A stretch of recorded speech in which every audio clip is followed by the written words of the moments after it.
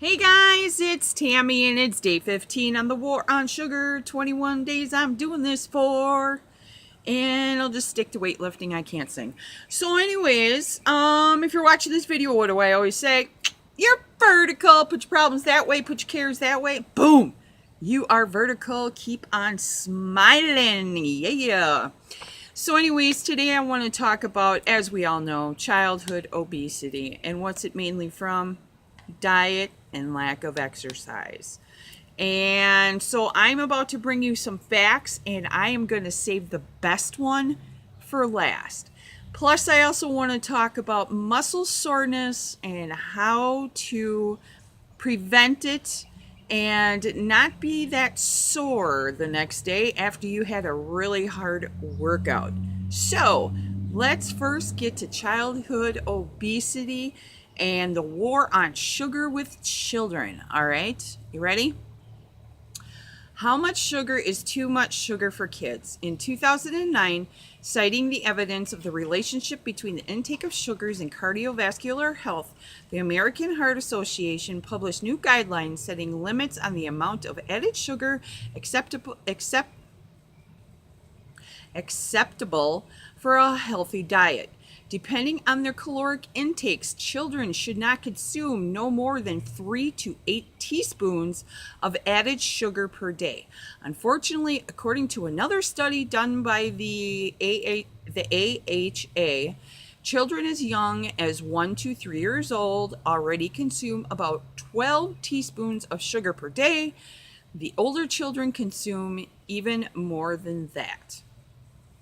Sugar causes obesity. Just like adults, kids gain weight when they take in more calories than they burn.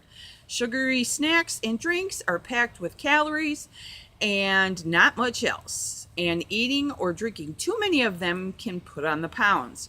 In addition, kids who eat too much sugar tend not to eat enough of the healthy foods their bodies need to grow. It's just too easy to overeat sugary foods. They taste good, often come in large portions, and they aren't filling. In the United States, the percentage of children and adolescents affected by obesity has more than tripled since 1970.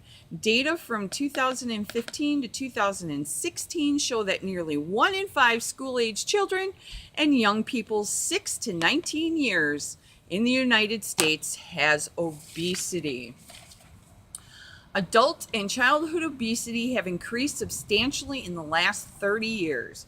Currently, 35% of adults, that's 78.6 million, and 18% of children from 2 to 19 years old, that's 12.7 million, are obese as defined by their body mass index.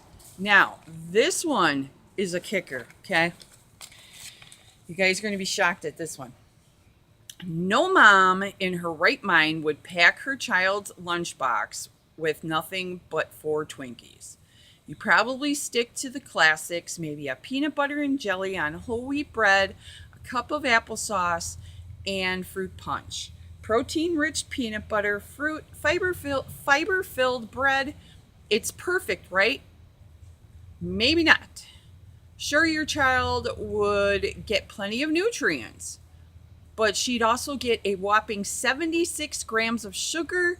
That's 16 teaspoons of sugar, even more than what's in those 4 Twinkies. Shocking, right? So, you guys know me. I'm like, no. We're talking about Twinkies here, and we're talking about 4 of them, right? Okay. So, I did the calculations in my fat secret. I used Jiffy creamy peanut butter, 2 tablespoons. I used Welch's grape jelly, 2 tablespoons. Sara Lee 100% whole wheat bread, 2 slices. Great Value applesauce, 1 cup. And I used High C fruit punch, the most common, fruit box drink, right?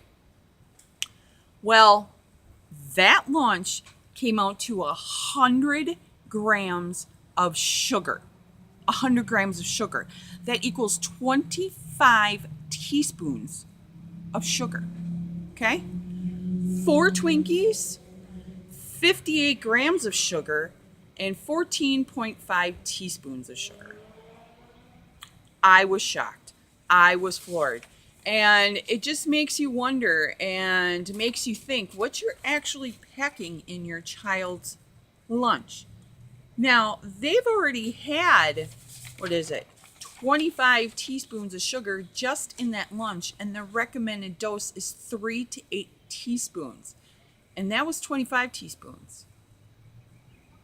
That is a lot of sugar, and no wonder why the obesity rate is so high in our children.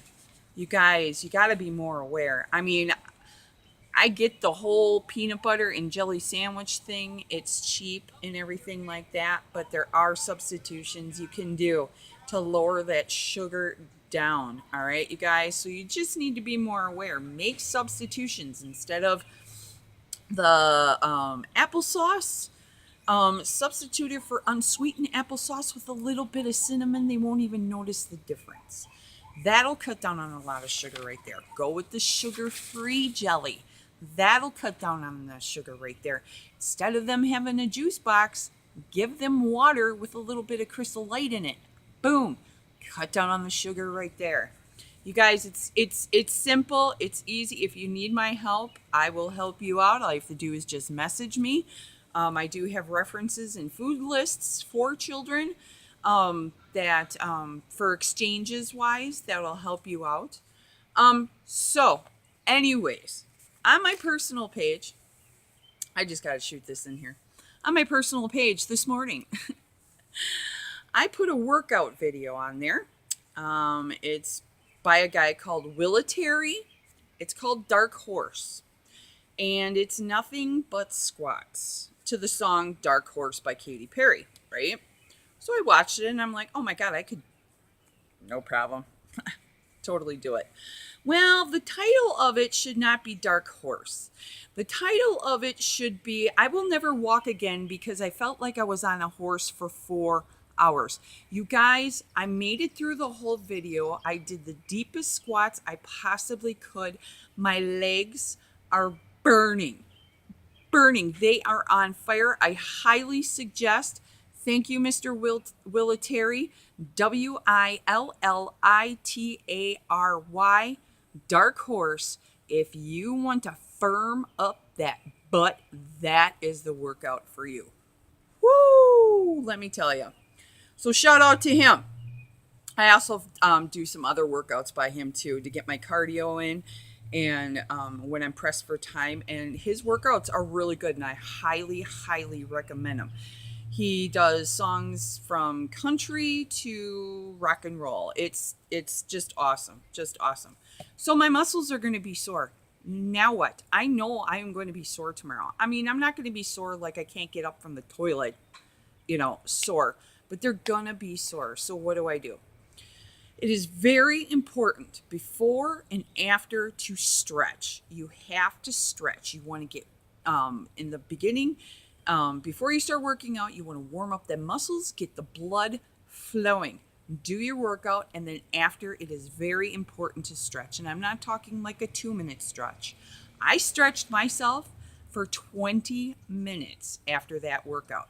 It'll help with the lactic acid build up.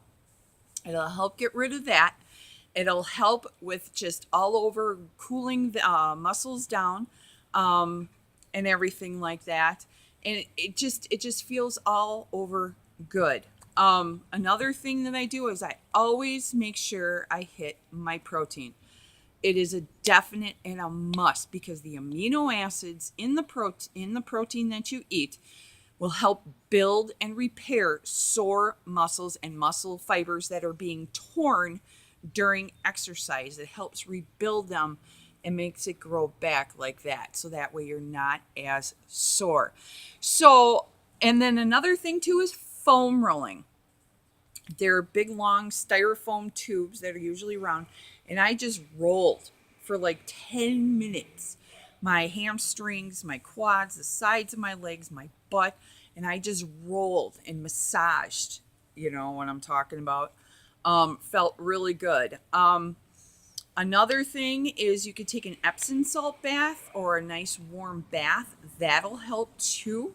Also, do not take off the next day.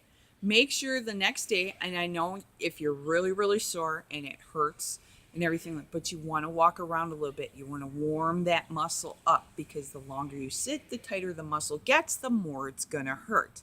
Now, as only a last resort, because I don't believe in supplements, okay? The only thing I really do is a protein shake and maybe a pre-workout, and that's about it. I don't really do anything else except for my vitamins, like my magnesium and stuff like that. But if need be, they are called BCAAs, branched chain amino acids. I love Extend. I love this product. It's watermelon flavor. I obviously cannot take this right now because it contains sucralose.